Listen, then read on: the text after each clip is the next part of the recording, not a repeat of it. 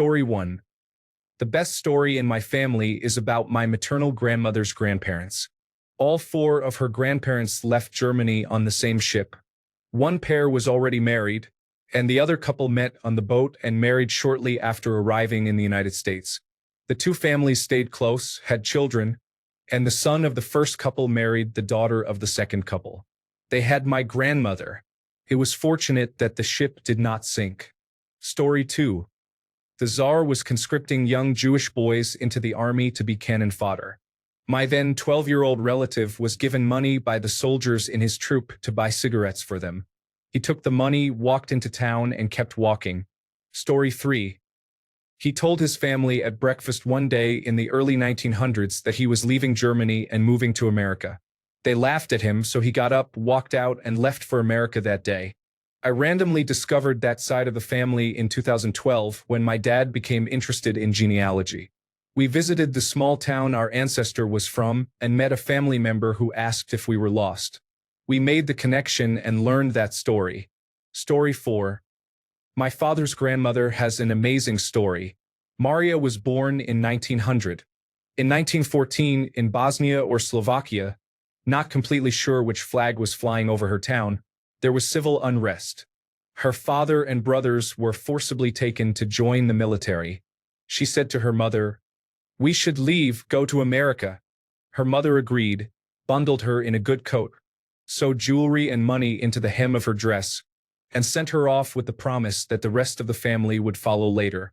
She walked north and west through a few countries, not always legally, eventually turning south and entering Italy. When she arrived in Italy, she found a room and a job and began saving for her ticket to America. She lived in Italy for about 6 months. During her stay, she learned to make perfect marinara sauce. When it came time to buy the ticket, she was informed she had to purchase passage to a city with an immigration office. Her choices were New York, San Francisco, or New Orleans. She spoke Slovak, German, and French. Because she heard the French Quarter had French speakers, she chose New Orleans. She was 15 when she arrived in America. She found a room and a job in the French Quarter, learning to speak English from Creole people. She had a very unique accent. I have heard recordings of her speaking. Her life in the United States was good. There was no war. She married, had children, bought a nice home, and had a few big adventures. She was widowed, married again, worked some more, and lived to be 94.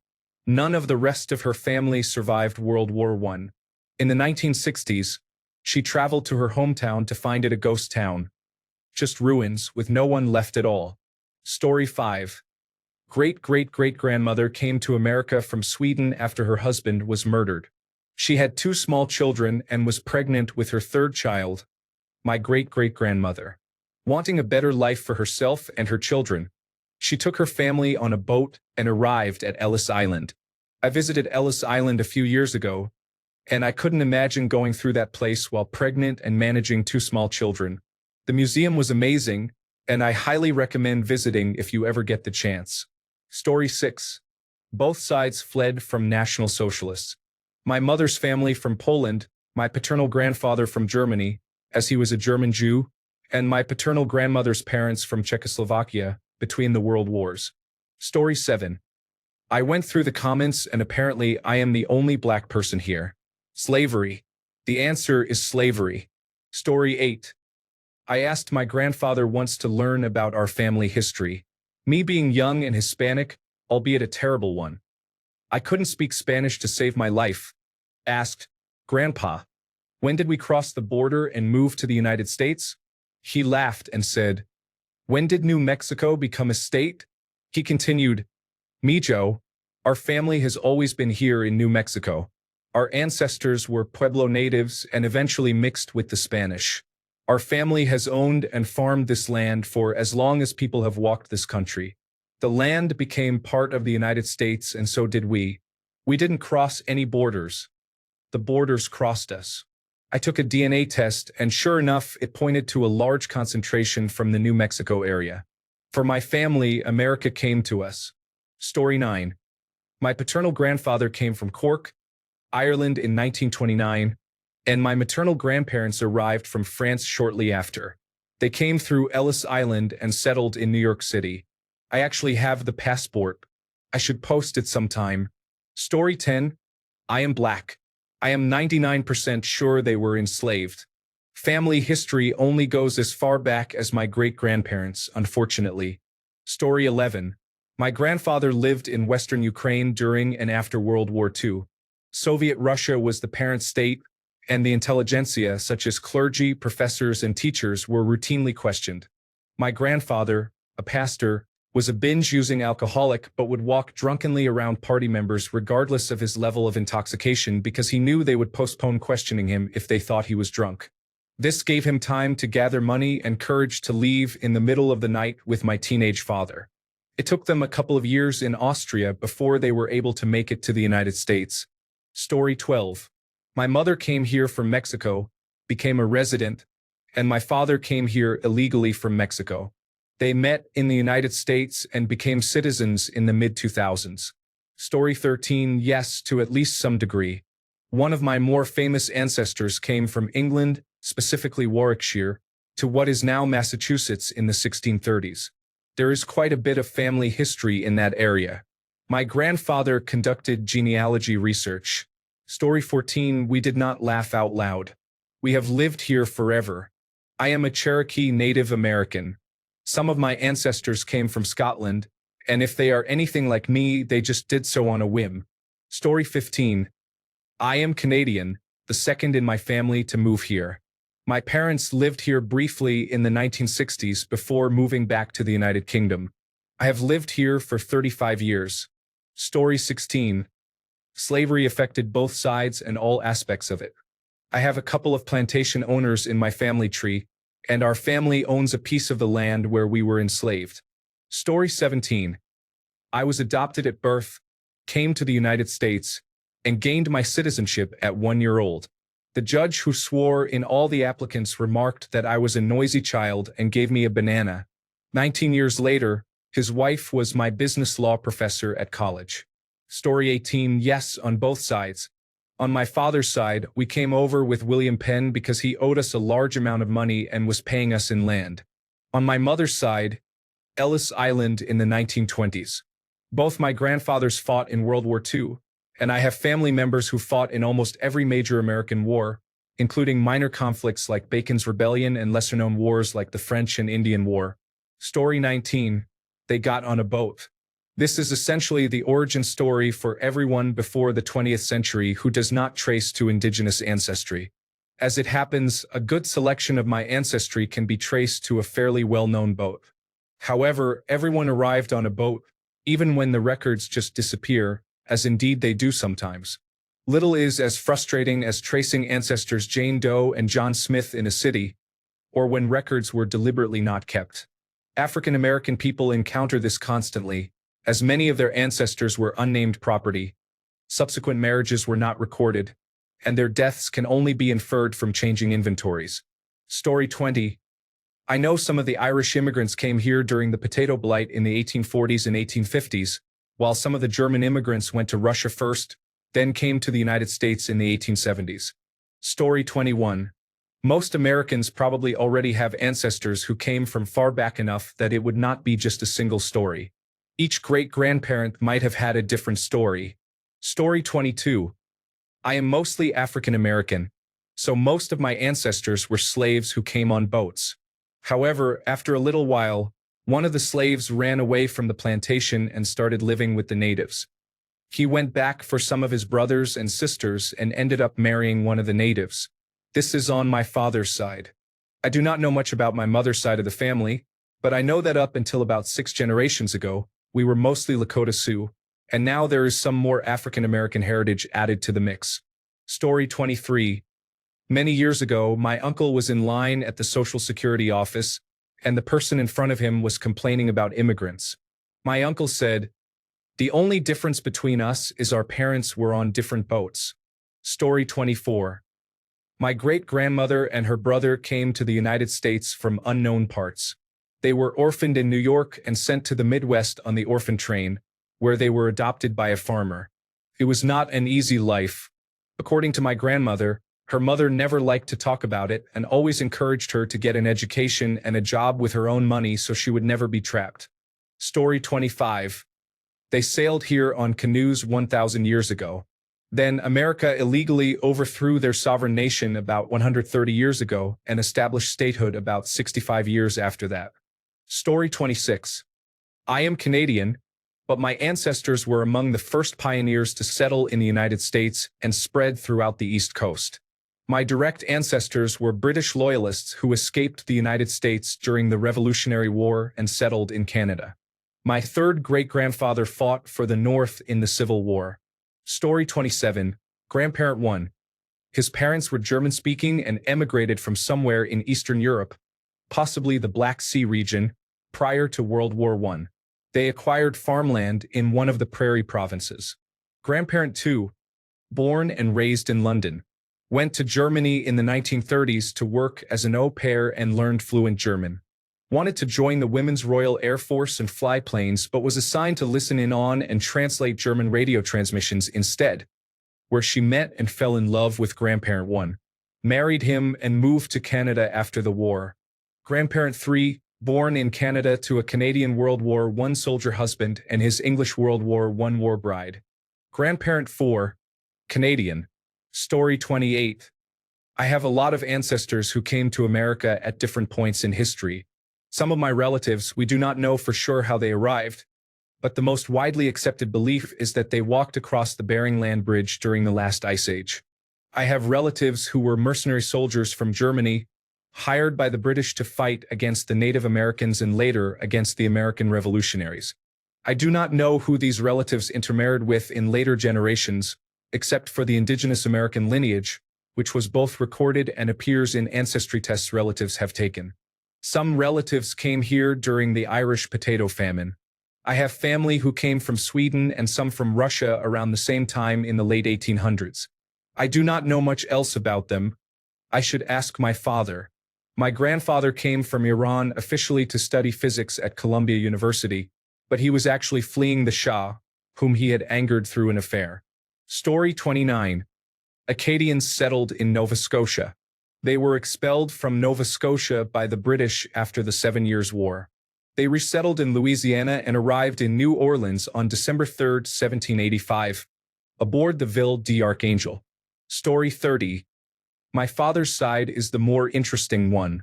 He was from Schleswig-Holstein in Denmark and survived the Burchardie flood. He went to Amsterdam and took a boat to Haarlem to farm. There were criminal shenanigans, and his name appears several times in the New Amsterdam newspaper of the time. The bad-tempered and somewhat difficult parts of my personality are a familial trait. My mother's side were refugees from the Irish Holocaust. Story 31. Just before World War II, one of my great-great-great-grandfathers came over on a German ship, claiming to be a mechanic on board. The ship docked in Baltimore, and the crew disembarked. Most of the crew did not return, so he began his life as an immigrant. Around the same time, my great-great-great-grandmother came from Italy to New York to join the family. However, the two youngest daughters were sent back to Italy to fetch another family member and some other items. The war escalated, and they were stuck in Italy for over a year until Mussolini's regime fell, giving them the opportunity to return. When they came back, they were given bananas to try. They ate the whole banana, peel and all. Story 32. Wow, I have a relatively recently immigrated family in general, but there are still so many. A few that spring to mind. The ancestor who gave me my surname first emigrated from Iceland to Canada after a volcano in the late 1800s ruined his farm. His son, my great-grandfather, moved between Canada and the United States several times selling typewriters and actually served in the Canadian Army in World War I, but eventually settled down in the United States and opened a retail store in Buffalo. My grandfather came from Italy as a baby in the 1930s, not for political reasons, but because his father had been coming over seasonally to work as a stonemason since he was a teenager and chose to settle his new family permanently in the United States because he saw that he could provide them a better standard of living here. A pair of great-great-grandparents came from the Netherlands primarily because the patriarch believed that Dutch culture had become too secular and irreligious. Just a few examples. Story 33. Part of my family emigrated from Russia through Canada. They were Volga Germans, which I find pretty cool. My great-grandfather, not related to the above, was Pennsylvania Dutch, living in Ohio. He left home at 13 and ultimately ended up in Oregon, where he was given shelter by a hermit who lived in the woods. He named his son after the hermit. That son lost his best friend in the Hindenburg crash and named his son, my father, after both men. Not quite the same kind of immigrant story, but still fairly cool. Story 34. Dozens of stories exist, but I only know a few. One man, probably an orphan in Ostfriesland, Germany, in the early 17th century, met an agent from the Dutch West India Company. They needed people to help work in New Amsterdam, so he signed on and boarded a ship. We know the exact date he arrived in what is now Manhattan. He eventually married and took a position in what is now Brooklyn. His house is now the oldest building in New York City, and his descendants number in the millions. Another, my great-great-grandmother, probably also an orphan, saved money in rural Sweden and came to a small town in Illinois where many Swedes lived. She worked as a cleaner in a wealthy family's home, then married a Swedish widower. At 42, she gave birth to her only child, my great-grandmother, who lived long enough for me to know her fairly well. Story 35. Both sides, all Russian Jewish people escaping the Bolsheviks in the early 1900s. My mother's grandfather was a jeweler in Manhattan. That is all I really know. Story 36. The first relative in my family was John Howland, one of the passengers on the Mayflower. A few years ago, my mom's cousin put together a PowerPoint for a family reunion tracing our family history as far back as he could. It was pretty neat to find out. I had no idea. Story 37. Mormonism. Different generations from both sides of my family. My father's great-great-grandfather and great-great-grandmother came over with early Mormon missionaries from England to Illinois and then to Salt Lake City with the Mormon pioneers. My father's mother came over from Norway after marrying a Mormon missionary to Southern California, possibly Salt Lake City first. She would have been my only ancestor to have traveled by airplane instead of by boat. It was her first time on an airplane right after World War II, and she talks about it fondly. I believe my mother's paternal side was here before the Revolutionary War and originally came from Sweden. They also eventually became early Mormon pioneers and settled in Ogden, Utah. I do not know much about my mother's maternal side, except that my grandmother's maternal ancestors have been here since the late 1800s. I know nothing about the other side. Story 38. Le Grand Derangement. The British tried to kill the Acadians, and we fled to Louisiana after hiding in the woods for 5 years with the Mi'kmaq tribe. My family is one of the original Cajun families. Our name is on the military roll. Story 39. My white ancestors skipped the line on the East Coast because they knew a man back in the 1800s.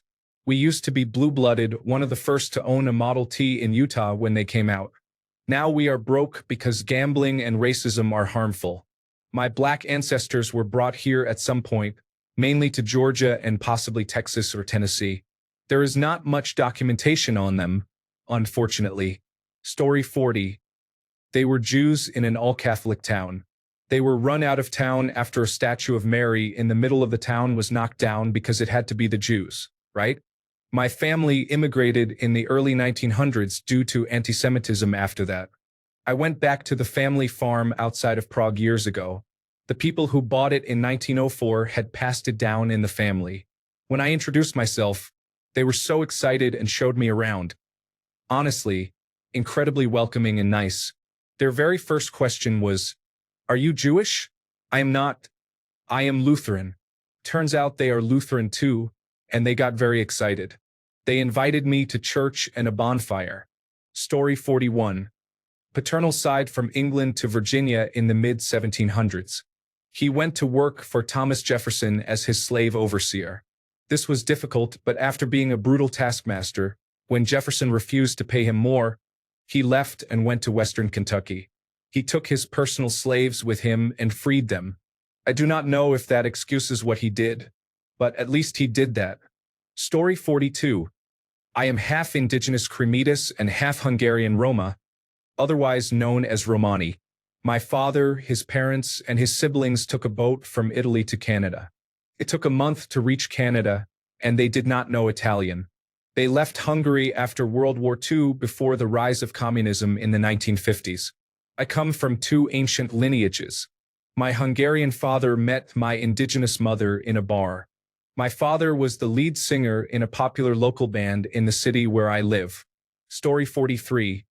No, my family has been here a long time and they mostly die young. I have no idea how we got here, other than that I have some French ancestry on both grandparents of my mother's side and Polish on my father's side. Kind of sucks not knowing, but it also motivates me to create and preserve my own history here. Story 44. My family was part of the Louisiana Purchase. They lived there before it was called Louisiana. Americans came and took their land. They made them sign contracts for the land, but the contracts were written in English, not French. They provided a translator who gave them incorrect information. The Louisiana Purchase occurred in 1803, and I was born in Louisiana. My family has been there the entire time. They still speak French, but my grandmother calls it Cajun French or Louisiana Creole. Story 45. Not sure.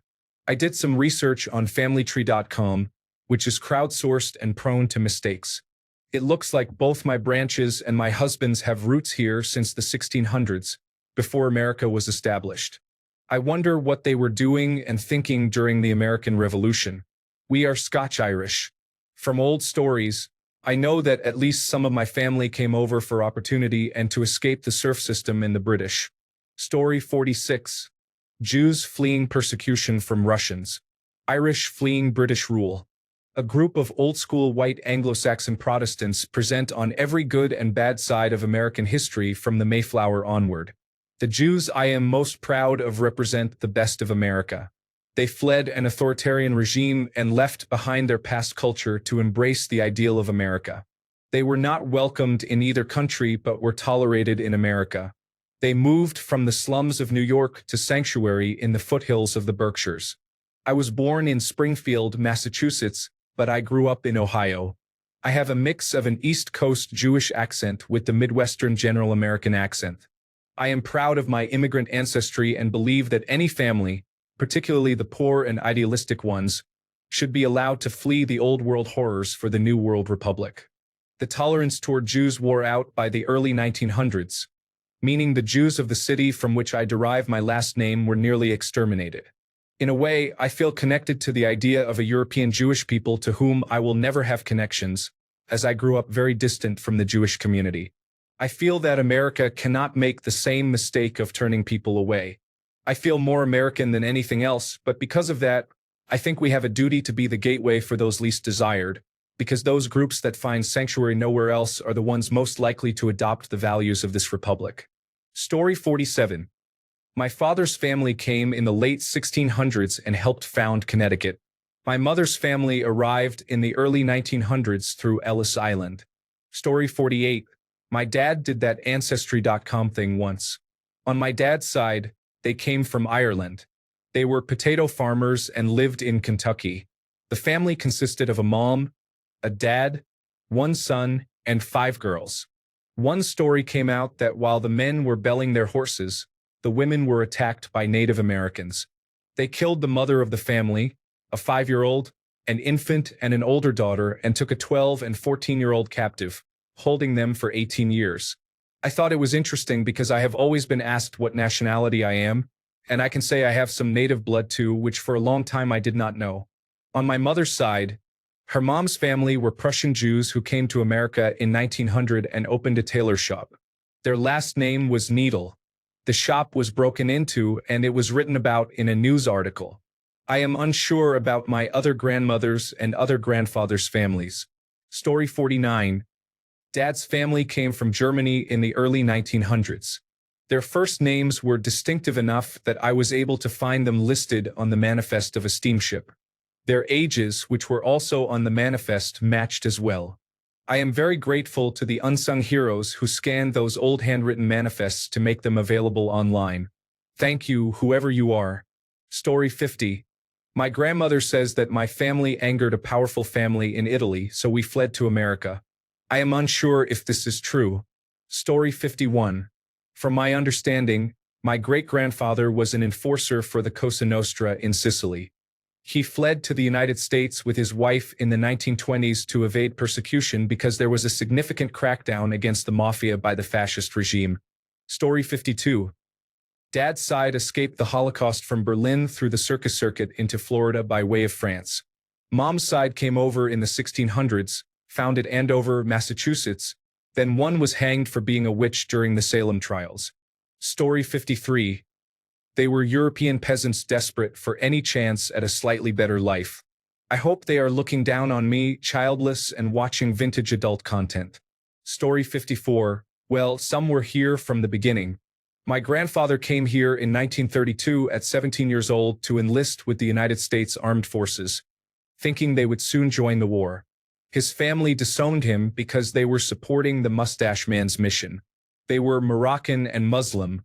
They probably had no idea that they were also on the target list. Story 55. Everybody has interesting stories about their families coming to America 200 years ago. My parents were the ones who came here. Story 56. Both my parents overstayed their visa, but President Ronald Reagan gave them a chance. My father was later arrested on an aggravated felony, and his permanent resident card did not get renewed. He stayed low for 15 years until he was detained by Immigration and Customs Enforcement. He had his previous conviction vacated and later applied for and obtained United States citizenship. Story 57. Some of them came over in the late 1600s. I do not really know their motives.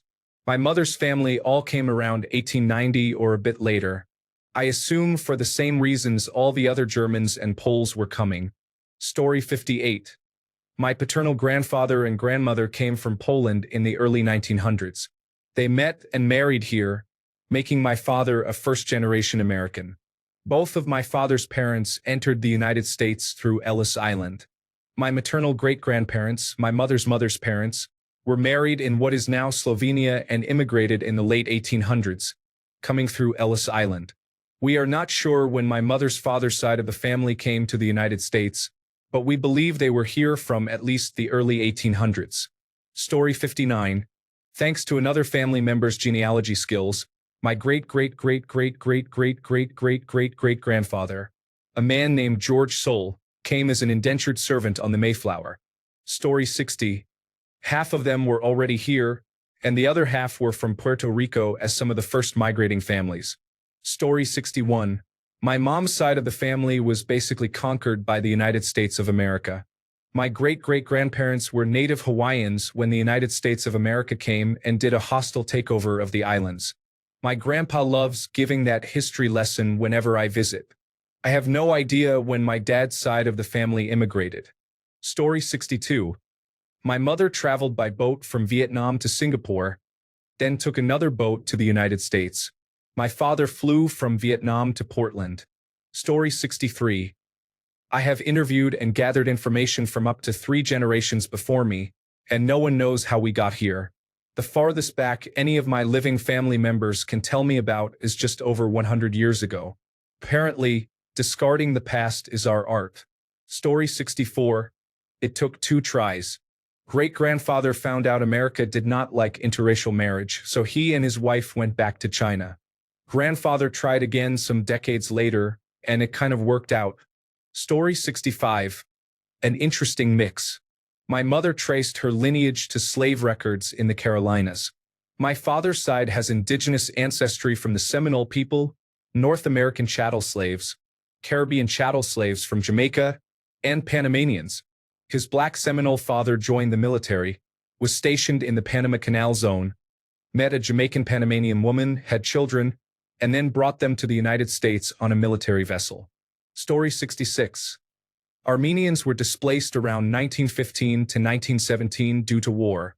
Great-grandparents initially landed in New York and eventually moved to the West Coast, where most of us still currently reside. Story 67. According to family lore, our patriarch came from Austria after having 14 children, then had 14 more children in America. My family descends from the youngest surviving male of each generation, which my younger brother will continue. Story 68. I am biracial, what I jokingly call Obama Black, and my ancestry reflects what America truly is. Complex, layered, and built on stories of migration, resistance, and survival. My mother is Black, and my father's side includes German heritage and even ancestors who came over on the Mayflower. Yes, that Mayflower. My German family left during the Nazi era because they did not want to be part of that regime. My dad's mother's family, traced back to the earliest settlers, helped form the foundation of this country. Yet, because I have brown skin, people often do not see me as American enough. That disconnect is real and frustrating. My son, who is 3/4 white and does not look Black, still carries all of this American history in his blood. We are American not just because we were born here, but because our ancestors built here, fled tyranny to survive here, and contributed to shaping this country. America is not about one race or appearance. It is about the people who came here by choice or by force and created a life despite impossible odds. That is the real story of America. People need to stop acting like being white is the default for being American. Story 69. I looked it up. They came from many different places. My dad's family came to the Carolinas in the 1600s from Northern Ireland via England. My dad's direct ancestor was Sir Knight George Norton, who helped rescue the King of England from the Cromwells. They all ended up in Mississippi. My mom's family came from France, Spain, Portugal, and Ireland at different times, and all settled in Louisiana. Some of the French side started in Nova Scotia and moved to Louisiana after the British expelled them. My great-great-great-great-great-great-great-grandfather was Joseph Broussard, who led the derangement. The other French side went straight to Louisiana via Marseille. His name was Jean-François Gonsolin, and he did survey work for Napoleon to help sell Louisiana to the United States. Her Spanish ancestors came from the Canary Islands and were ranchers. The Portuguese ancestors were from the Azores. They were converted Jews trying to escape the Inquisition. The Irish ancestors ended up in New Orleans because it was the only place in the United States that would accept Irish people anymore, since they did not care about Catholicism there because everyone was already Catholic. That is the summary. Story 70. I am not American, but my great-uncle left for the United States together with his best friend and started a school there.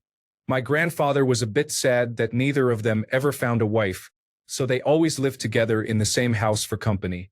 I think I know the reason, and I hope they were very happy together. Story 71. Fun fact. The majority of your ancestors came to the United States stowed away on ships and impoverished, very similar to a certain demographic of immigrants now. Story 72. My great-grandmother left Ireland at 17 and booked passage on a ship headed to New York. She arrived in the United States and was processed through Ellis Island.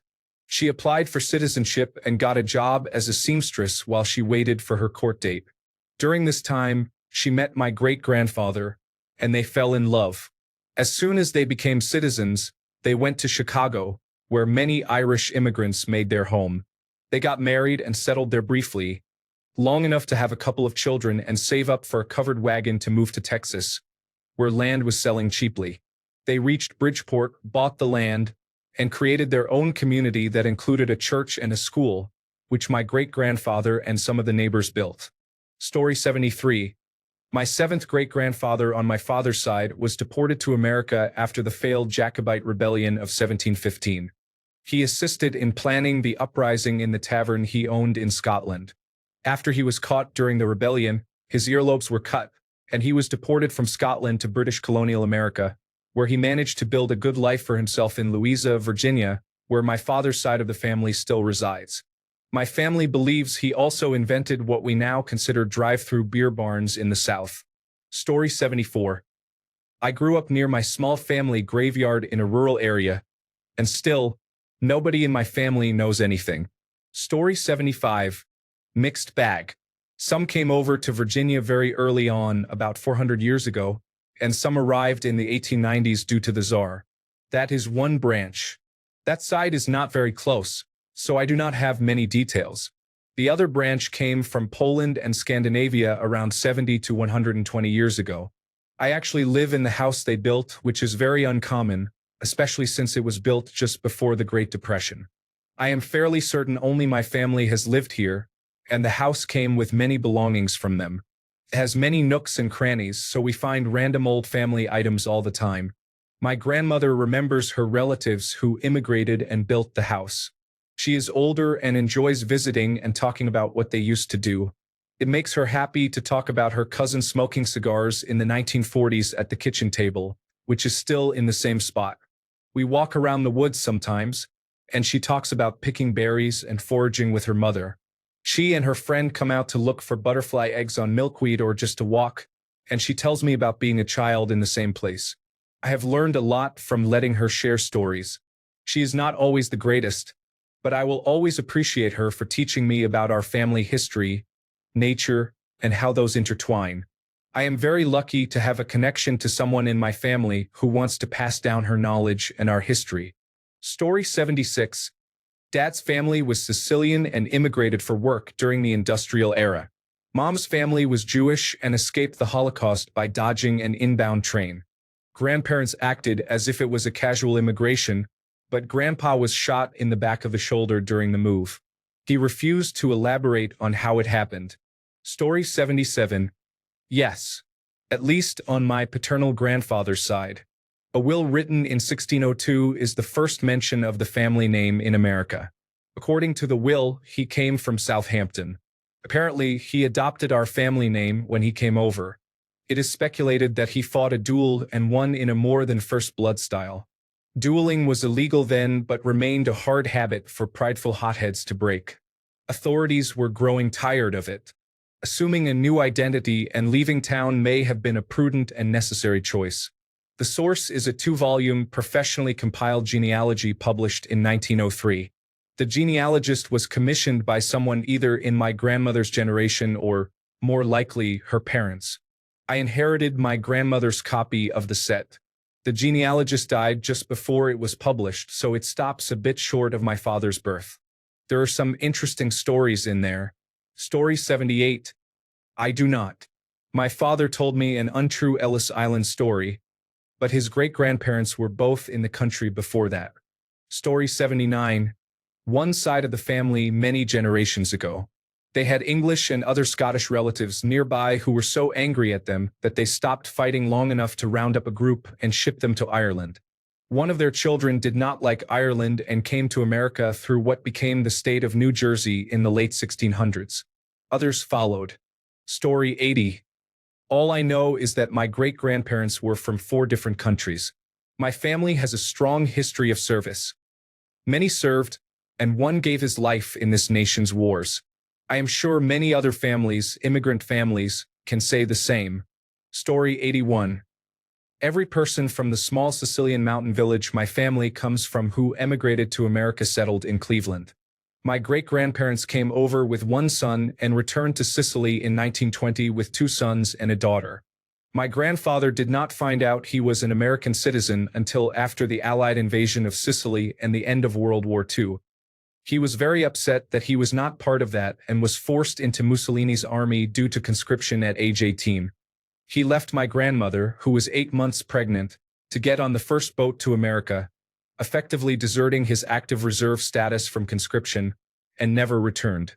He sent for my grandmother and uncle about 18 months later. They bought the house they would live in for the rest of their lives 2 months before my mother was born. My grandfather's brother, however, went to Argentina at age 16 right when Mussolini took power, so we have many cousins now in Argentina. Story 82. I scrolled past about 8 comments before seeing one from a black person. What kind of question is this? European Americans telling stories about Germany and France. Wow, so cool, not. Story 83. On my dad's side, we came to the United States in the 1840s. We branched from the Canfield family in Germany and the Netherlands, so Dutch-German English. Our last name was altered, and we no longer connect to the German side for significant reasons. My dad's side settled in Illinois and then Michigan. My great-great-great-grandfather worked on pipe organs and guitars. He later created a reverberator that is common in electric country guitars. The guitar was made famous by rockabilly artists like Elvis. This is what I was told by my grandmother. My mother's side has been around since the 1770s. Nothing much is notable other than my grandfather, called Popa, and his brothers and sisters who were spread across the United States. My grandfather's younger brother talks to me, and I am friends with his great-granddaughter. The entire family on this side is spotty and unusual. My great-aunt was neighbors with Detective Joe Kenda when he lived in Colorado Springs, and he knows my family. Honestly, he would make a better relative. My great-aunt and her husband worked with the Shriners. That is it. Story 84. Ever since I was a kid, I was told that some of our ancestors were escaping the Irish potato famine. I also have French and German ancestry. My family was never big on talking about that history. When I was a teenager, I tried to find out more information. I still have my notebook, but never got a clear sense of all the elements that came together. Later, I was in Washington, D.C. for a work conference and visited the National Archives. There, I found census records from my maternal line living in the Midwest. Story 85. Several greats back, my grandfather came over as an indentured servant in the late 1600s. He served 7 years to pay for passage on the boat. I don't know why he left, though. Story 86. My mom's side came on the Mayflower. My 11th great-grandfather was John Howland. He was an indentured servant and fell off the ship during a storm but was able to grab a rope and be pulled back up. If he had not been saved, then over 2 million Americans would not be around today. I do not know much about my father's side, but my great-great-great-grandfather was a Sephardic Jew living in Morocco. He met and fell in love with a British woman, converted to Christianity, and came to America. Story 87. We fought on the wrong side of the English Civil War and needed to make a hasty retreat. We arrived before the United States of America was established, fought in the American Revolutionary War, and have been here ever since. Story 88. Definitely paraphrasing here, but I am pretty sure we came over on the second Mayflower. My ancestor was a founding father who signed the Declaration of Independence, apparently as some sort of swing vote. Now we have this abomination of a country, so that is fun. Story 89. Depends on which side of the family. I am not sure about either of my grandfathers except my paternal grandfather claimed his grandfather was Native American, though I have not seen evidence of this. My paternal grandmother's grandmother was from the part of northern Mexico that became the United States after the Mexican-American War. My mother's mother was originally from Germany. She met my grandfather when he was serving in the United States military in Berlin, and she came to the United States with him after his time in Germany ended. Story 90. My paternal grandfather was a migrant worker from Mexico. My mother is African American, so you can probably imagine how her side of the family arrived here. Story 91.